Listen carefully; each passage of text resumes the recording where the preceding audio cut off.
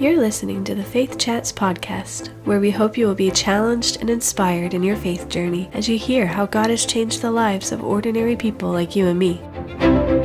I'm your host, Lydia Garner, and it is my pleasure to introduce you today to Pastor Jono Millar, a faithful Kiwi pastor and dear friend of ours. Join us today as we discuss his salvation testimony, his focus shift from a biology major to ministry life, lessons learned about ministry balance, and why they needed the sabbatical they were on at the time of recording. Thank you for joining me today, Jono. You're very welcome. Jono is a pastor in Fellowship Baptist Church in Hamilton, New Zealand, and I've known him for 25 years now. And he's basically like a big brother. I don't know if he would claim that anymore, but he's been staying in my house for the last few weeks. So let's just say we're basically like family. Can you tell me a little bit about how you got to know, say, my family? Well, back in the day when I was a new Christian, your family turned up to help in the ministry there, Fellowship Baptist Church in Hamilton.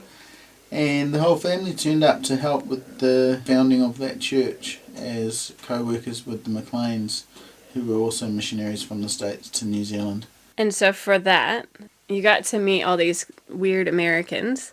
You even married one of them, McLean's daughter, Christy. What was your perception of American missionaries?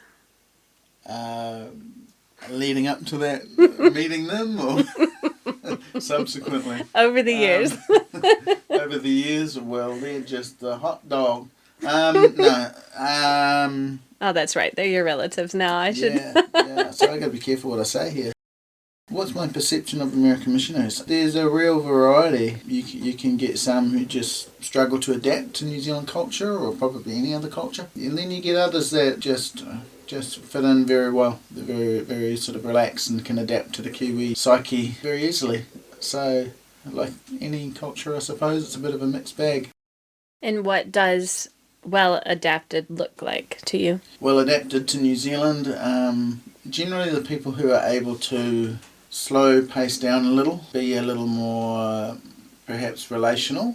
New Zealand is very different from America in some ways that may not be obvious at first, but I guess one example would be America's a very patriotic kind of a country. It's very structured around authority. There's a lot of natural respect given to authority, which is a good thing. In New Zealand, you don't naturally just respect someone based on a title. We tend to be a little more show us before you kind of get that respect. So respect isn't given just on the basis of having a title to your name, it's earned. And so, yeah, there's just things like that you have to pick up, I guess, if you were coming to New Zealand, and some adapt to that well, some not so well. Yeah, no, that makes sense. And that's obviously what, we've seen that as well, as we've had our 25 years here and seen a lot of people come and go, and some really thrive and well adapted. Yeah. Yeah, it can be very different experiences. And what has been your experience in the church? Like, how did you start going to church? So, when I was 19, I was kind of intercepted in the way Paul was on Damascus Road, and God used 3 different people who were unrelated to each other to bring the gospel across my path. And one of those was I was at work with Christy, who's now my wife. And I worked in a department store. We both worked there. It was called Decca. Back in the day, some of the listeners might remember Decca, New Zealand chain store, which is no longer. But we both worked there, and she invited me to a youth group at Fellowship Baptist Church, and that was my first encounter with Fellowship Baptist Church, and that was my first encounter, and the beginning of many, with the gospel of Jesus Christ. I'd grown up going to church when I was a kid. It was an Anglican church, and I remember basics, and I learned some basics, which I'm grateful for, but it wasn't a gospel preaching church. So I tended to see Jesus Christ as, I knew he was the Son of God, I knew he had died for sin in general.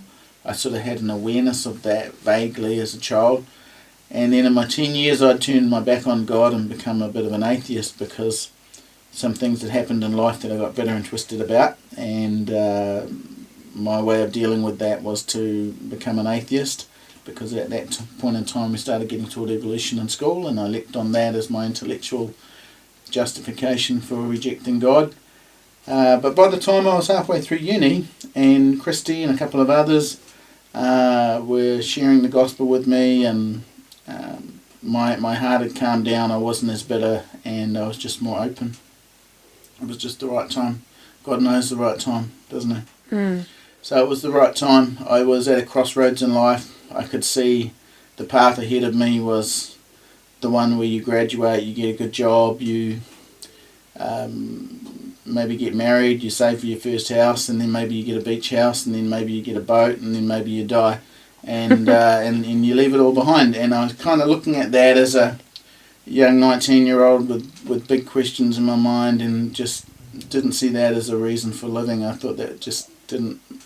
I thought life has to be about more than that. And so for a variety of reasons, it was the best time, and God shone the light there on the road, and I believed. And so what did your salvation experience look like? Was it like this wow moment, or were you like bawling your eyes out, or what did it look like for you?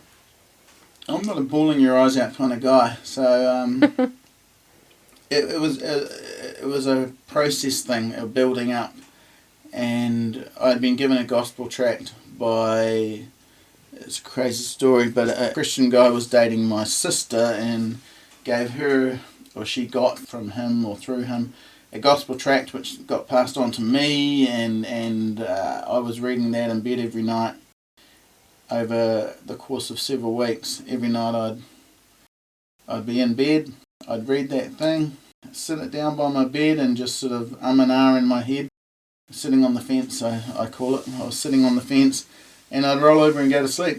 And at that same point in time, I was starting to attend church and hearing the gospel preached there.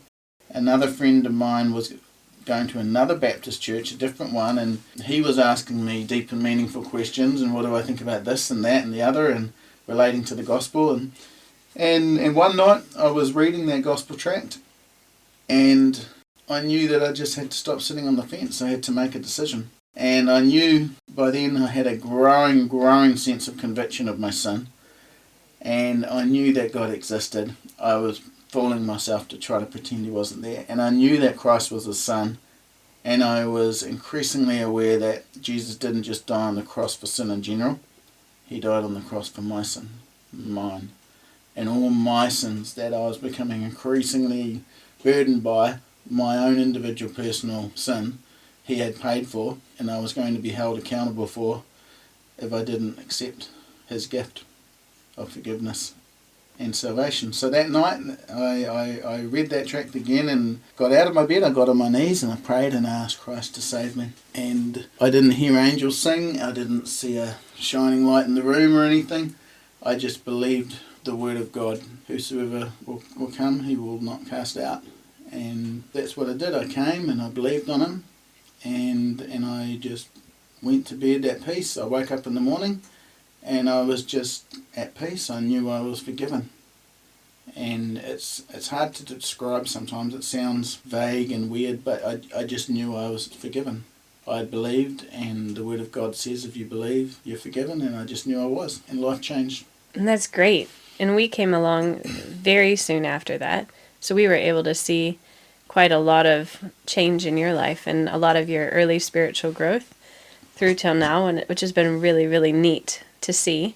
So you had that experience. What trajectory were you on career-wise, and how has that changed since becoming a Christian? Well, when I was young, I'd read a lot of books about Africa and things like that, and then as a teenager that had formulated in my mind that I was going to be a wildlife biologist and save the planet. And so I had leapt onto evolution, as I said, and I was reading Charles Darwin for fun when I was 16, which is heavy reading. And reading a lot about human evolution, reading a lot about biology, and I went off to university to do a biology degree and graduate and maybe do a master's and work for the Department of Conservation. And in my university career I was already doing voluntary work for the Department of Conservation, and I worked with land care research a bit as well. I got to do some pretty cool research projects with bats and stuff in the forest, and I just loved it. But when I got saved and trusted Christ, my priorities changed, and I increasingly realised people are more important than the planet, and was increasingly burdened about reaching people for Christ and passing on what had been given to me. And by the time I was in my last year of university, I was starting to feel what they say, called.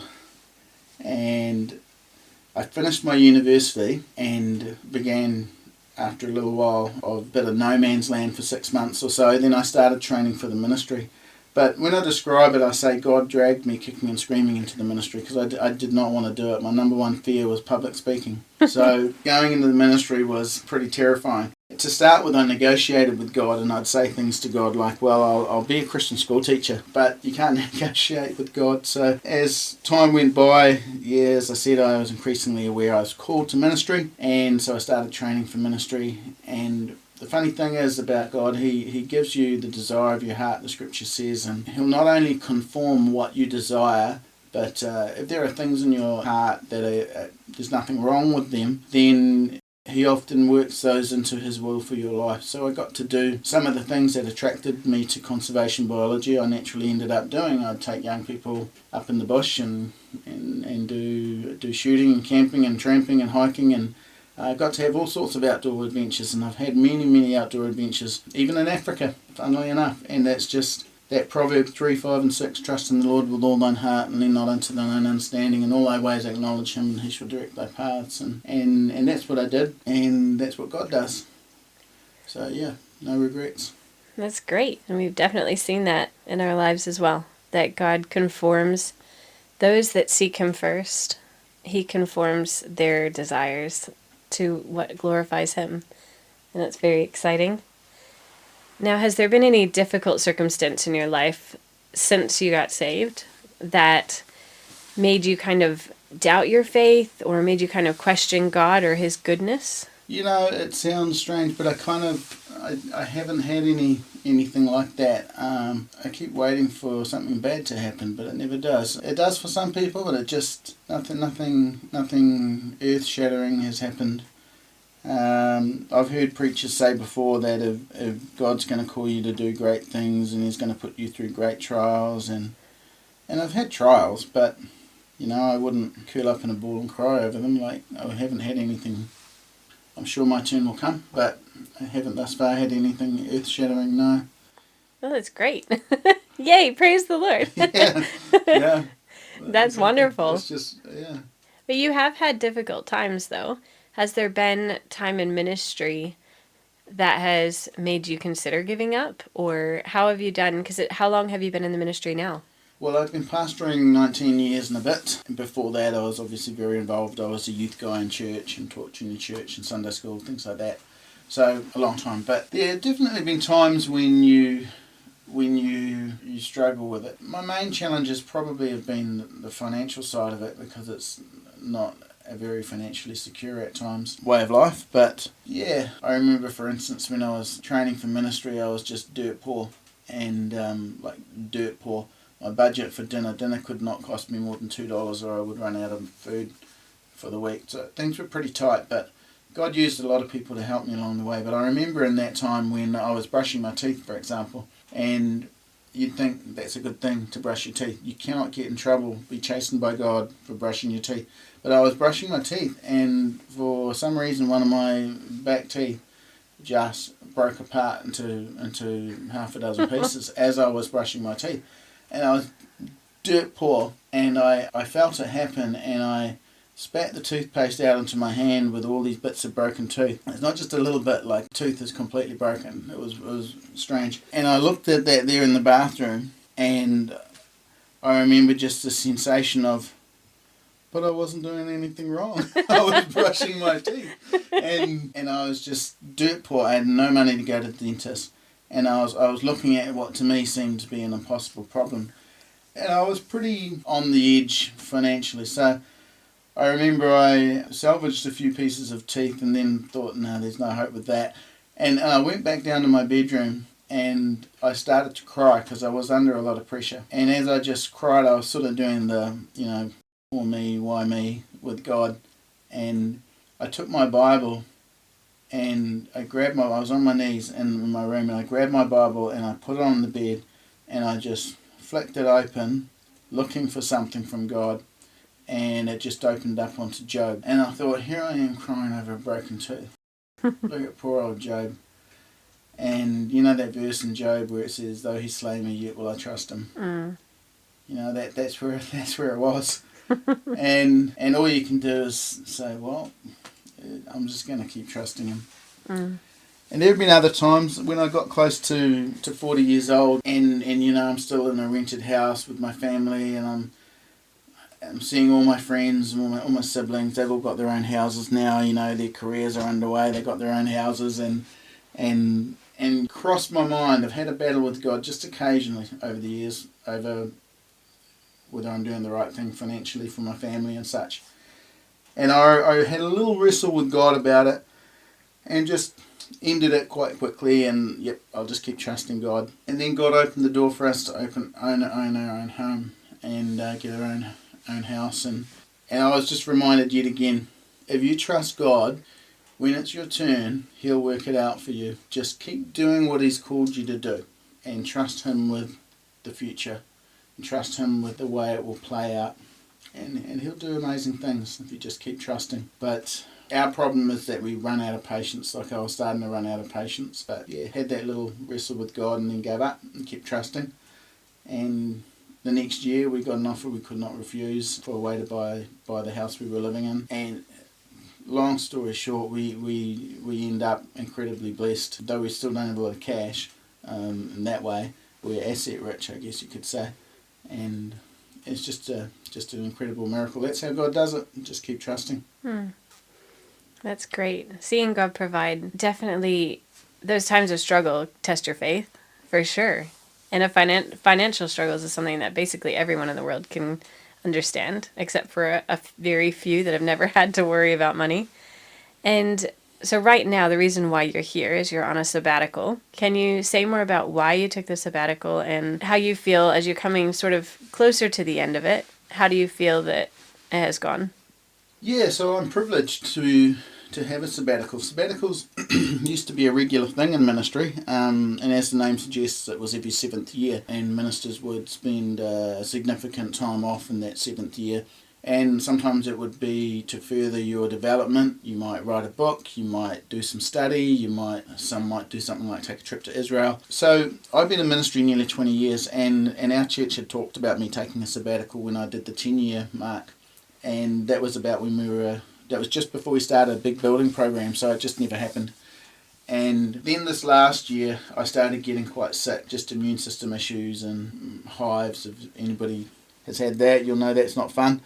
And it caused a lot of sleepless nights and talking to God in that sleepless night, and I ended up being led to have a sabbatical, to make the sabbatical happen. So I approached the church about it, and we organised, and fortunately we've got a church full of people who can do a lot of ministry things and do it well, and we're just at a stage in the church life where I could go away for 3 months and really not worry. So the sabbatical's actually been planned out to be nearly 4 months, and as you say, I'm getting close to the end of that. So I've enjoyed it. It's been a blessing. I've physically been able to increasingly get better. Yeah, I really do recommend it. I think pastors, sometimes you might look at, like if you looked at me now, you think, oh well, he's just got a full-time job pastoring, and you know, what's the big deal, you know? But over that 20 years, you've got to remember there's things like, when I started, I was working in a full-time job and pastoring. And for years, I'd have 5 days off a year. That was it. For years, it was, if I took time off from my secular job, it was in order to go to a camp with the church. If I took time off from the church, it was to fill in for the boss who was away overseas at work. And so you never got time off.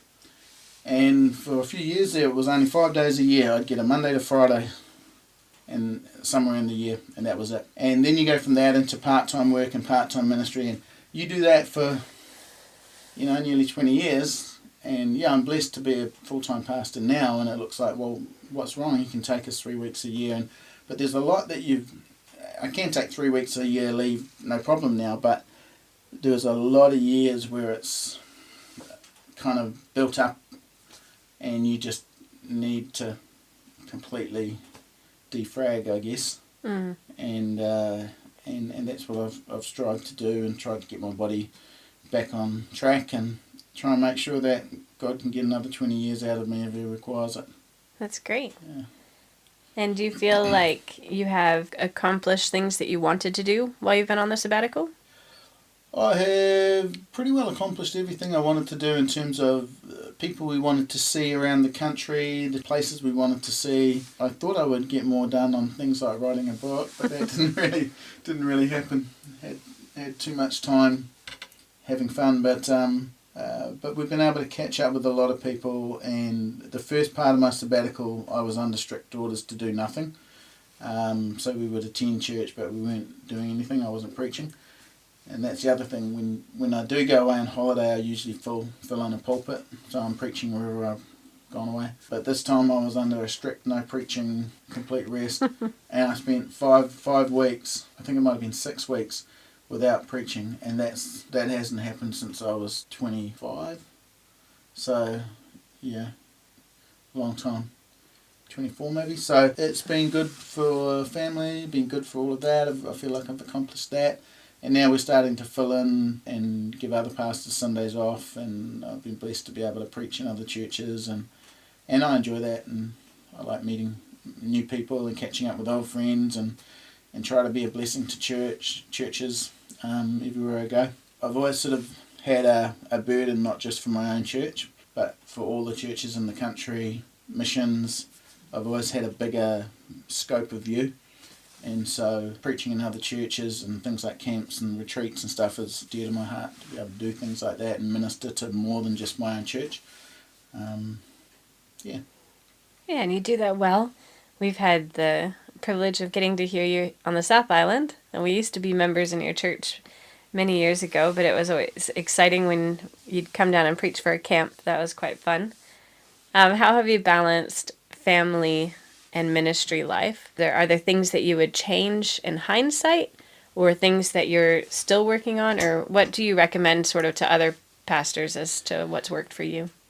You definitely need boundaries. I have not, if I can confess this publicly, I have not balanced it very well over the years. In the beginning, I mean, I tried my guts out, but in the beginning it was very hard to give everything the attention it deserved, and your wife, your kids, and church, and everything, your own family, extended family, and so on, family obligations, events, and celebrations, and things, and I haven't always balanced it very well. Just you feel pulled in a lot of directions, and when you're called, it's a hard thing to describe to someone perhaps who hasn't been called to ministry, called to preach, but it's like a burden that you can't shake it. It's on you all the time. You'll wake up in the middle of the night with it on you, and so it's not like you can just park it for a while. It's always with you, and you feel almost like you're claustrophobic and you've been put in a box if you can't exercise it. And yeah, so it's been a challenge for my wife and my kids, I'm sure, but I've asked them a lot over the years, do they feel like they lost their dad or didn't get enough of their dad? And fortunately, my kids have never said, I didn't get enough time with you, because I would always try to take them for walks and really do things with them, sport and such. But I think it's been challenging for Christy, my wife, at times. Many a Sunday she feels like a solo mum because you're just so wrapped up in ministry you can't be dad at church on Sunday. That's part of the price you pay with ministry. It's a bit hard to completely eradicate all of those things. But I would urge that people going into ministry have boundaries. I learned over the years that if people in your church are working 40 to 50 hours a week, then you should really be aiming to do 40 to 50 hours of work a week. You shouldn't do 60, 70-hour weeks. And I've done many 60, 70-hour weeks. And if people at church have 3 or 4 weeks annual leave, then you should have 3 or 4 weeks annual leave.